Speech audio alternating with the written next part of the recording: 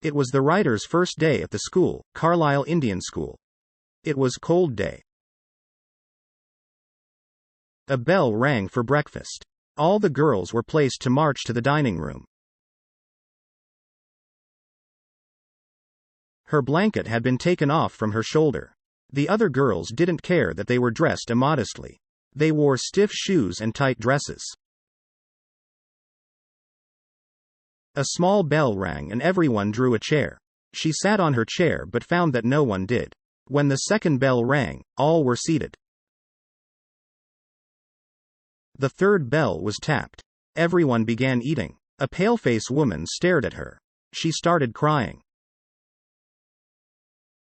Later, her friend Judawin told her that she heard the woman talk about cutting their hair.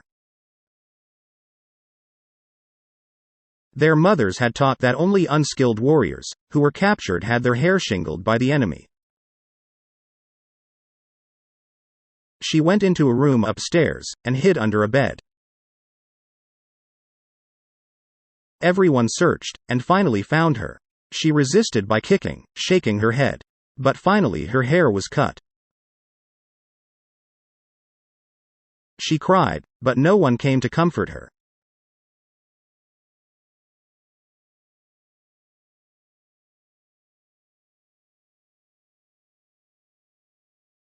When Bama studied in the 3rd class, she hadn't heard people speak on untouchability, but had experienced it. One day, she was going home from school. The distance was 10 minutes, yet it would take her half an hour. Because she saw performing monkey, snake, cyclist, the Marietta temple, the fish stall, the sweet stall, etc.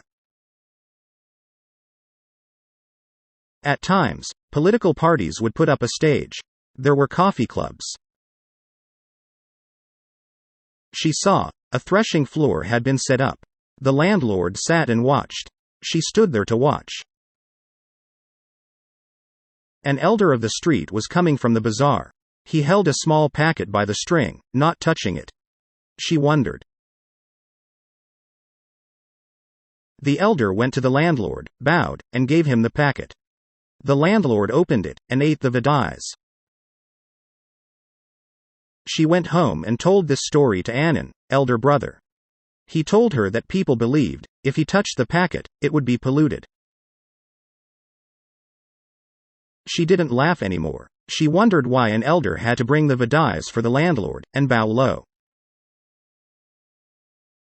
Annan was studying at a university, had come home for holidays. Landlord's man asked his address.